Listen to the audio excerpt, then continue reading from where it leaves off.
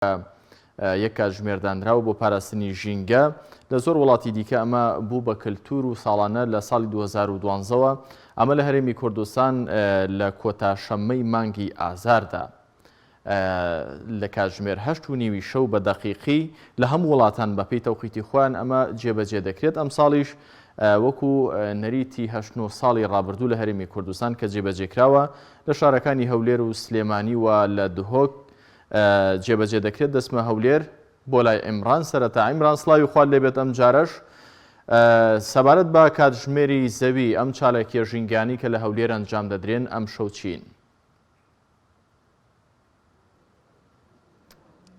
بەڵێ سڵاو لە ئێوە و لە تەواوی بینەران و بیسەرانی کەناڵی ئاسمانی پێیان هەروەکو لە دوامەوە دەیبین ئامادەکاری دەکرێت بۆ بەڕێوە چوونی ڕۆژی جیهانی کاتژمێری زەوی کە ڕۆژێکی جیهانیە و لەم ڕۆژەدا سەرجەم گڵۆپەکان دەکوژێنرێتەوە بەبستی ئەوەی کە ئەم ئامێرانەیە ئەم گڵۆپانە وەکو پیسکەرێکی ژینگە لەلایەن ژینگە دۆستانەوە سەیرەکرێت وەکو وەفایەک بۆ ژینگە ئەمڕۆ بە مۆم ڕووناچی هەڵەکەن. من بۆ زانیاری زیاتر لەگەڵ کاک ئەحمەد قساکەم لەسەرم ڕۆژە و بەڕێوە چوونی چالاکیەکە. کاک ئەحمەد وتەبێژی دەستە. کاک ئەحمەد خۆشحاڵ بووین پێم بڵێ ئەمڕۆ چالاکیەکانتان لە چوار چیوەیەکە و ئەم چالاکیە پێکاتووە لە چی؟ ئەم چالاکی ڕۆژی جیهانی کاتژمێری زەویە. ئەم ڕۆژە بۆنەیەکی جیهانیە دەستپێشخەری ڕێکخراوی نێودەوڵەتی سروشتە لە ساڵی 2007ەوە بۆ یەکەمین جار لە سیدنی لە پایتەختی ئوسترالیا ئەم چالاکیە بەرز ڕاگیرە. دواتر و بە بەردەوامی لە وڵاتان ساڵانە ئەو یادە بەرز ڕادەگیرێتن بە بەشداری زیاتر لە 180 دەوڵەت و هەروەها زیاتر لە 7000 با بڵێن لە شار و شارۆچکە ئەو یادە دەکرێتەوە. ئامانجی هەیە. ئامانجی یەکەمیان ئەوەیە کە با بڵێن وەکو حەلەقە وەسڵە وەکو پردی پەیوەندی لە نێوان مرۆڤ و گۆی زەوی. خاڵێکی دیکەی ئەوەیە کە پەیامێکی هۆشیاری بۆ هاوڵاتیان تاوەکو بە پێی پێویست ئەو کاتانی کە مەسەن ئیشیان بە ئامێرە کارەباییەکان هەیە دای بجیسێن ئەگەر نابیکوژێنەوە.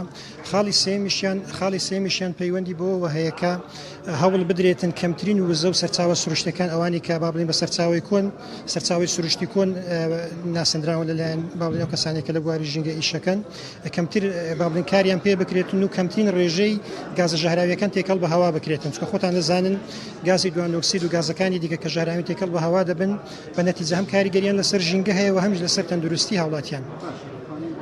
ئامێرە ڕوونکەرەوەکان وەکو پیسکەرێکی ژینگە ئێوە سەیریەکەن. ئێمە ئەگەر مەسەن باس لە هەرێمی کوردستان بکەین بە شێوازێکی گشتی ئەو سەرچاوانێکی کارەبا لە بۆ ئێمە دابینەکاتن مەسەلەن ئەوانی کە پەیوەندیان بە کارەبای گشتیەوە هەیە 18 محەتەمان هەیە بەشێکی زۆری لەوانە هەم گازوایل و هەم نەوتی ڕەش بەکاردەهێنێتن و بەشێک لە وڵاتانی دنیاش بە هەمان شێوازی ئێمە بە تایبەتی وڵاتانی جیهانی سێ وڵاتە دواکەوتەکان ئەو سوتەمەنیانە بەکاردێن. ئەمەش کاریگەری دروست دەکاتن لەسەر گۆی زەوی. ساڵم چالاکیە لە هەرێمی کوردستان دەکرێت و ئێستا قەرارە لە چەند پارێزگا بکرێت؟ بۆ یەکەمین جار لە ساڵی 2013 دەستەی پاراست و چاکردنی ژینگە لەسەر ئاستی حکوومەت ئەو یادەی کردەوە. لە 2013 بە دواوە ساڵانە ئەو یادە دەکرێتەوە جگە لەوەی مەسەلەن دەستەی ژینگە کە مەسەلەن جیهەتێکی حکومی ئەو یادە دەکاتەوە. ژمارەیەکی زۆریش لە ڕێکخراوەکان لە شار و شارۆچکەکان لە ئێستادا خەریکی کردنەوەی ئەو یادن.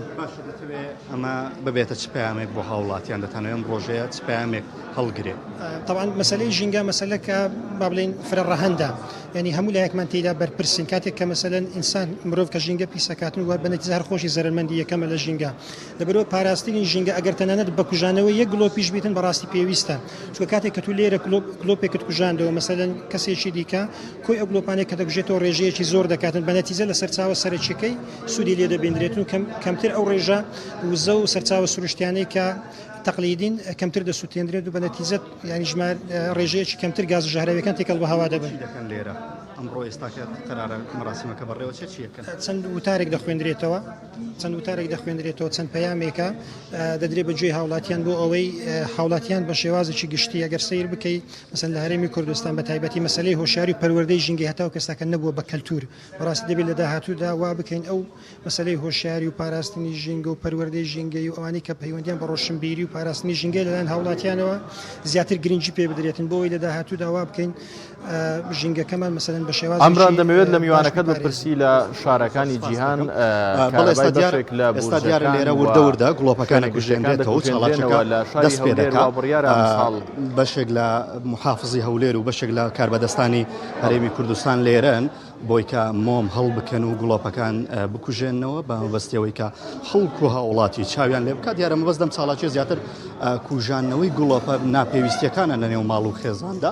ئێستا وەکو دەبینن مۆمەکان هەڵ دەکەن و گڵۆپەکان دەکوژێنەوە. دیارە چالاکی کاتژمێری زەویەکێکە لە ساڵێکی ژینگە جیهانیەکان ساڵانە ڕێکخراوی سندوقی نێودەوڵەتی سروشت پێ هەڵدەستێ.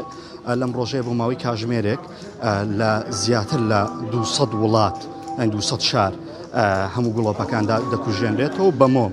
پێشوازی لەو ڕۆژەیە دەکرێت بۆی کە هاوڵاتیان زیاتر ڕێز لە ژینگەی خۆیان بگرن و زێر ڕێز لە کاتژمێری زەوی بکەنەوە. بۆ یەکەمین جار ئەم چالاکیە لە ئەمریکا بوو، سەرەتا تایبەت بوو بە شارێکی ئەمریکا، دواتر وردە گەشتێک کردو لە ساڵی 2012ەوە چالاکی ڕۆژی کاتژمێری زەوی لە هەرێمی کوردستان بەڕێوە دەچێەوەی کە دەبینن ئێستا محافز و پارێزگاری هەولێر و بەشێک لە کاربەدەستانی شاری هەولێرن و بەیەکەوە مۆم هەڵ دەکەن و چالاکیەکە بەم شێوازێ لە شاری هەولێر بەڕێوە چوو.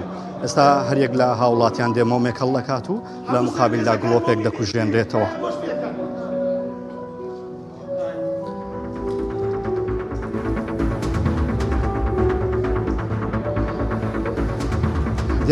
دیارم چالاکیە لە هەر چوار محافەزە بەڕێوە چوو لە هەولێر و سلێمانی و دووەک و هەڵەبجە و بەشێک لە شار و شارۆچکەکانی تر. بڵێ ئەمەم زانیارە نمون لە شاری هەولێر دەگەڕێمەوە لایەوە. سپاس بۆ زانیارەکانی تۆ ئەمران ئەمیر پامنێری پێم لە شاری هەولێرەوە لە کاتژمێری زەویەوە لەگەڵمان بووی. سپاس بۆ ڕووماڵ و زانیارەکانت.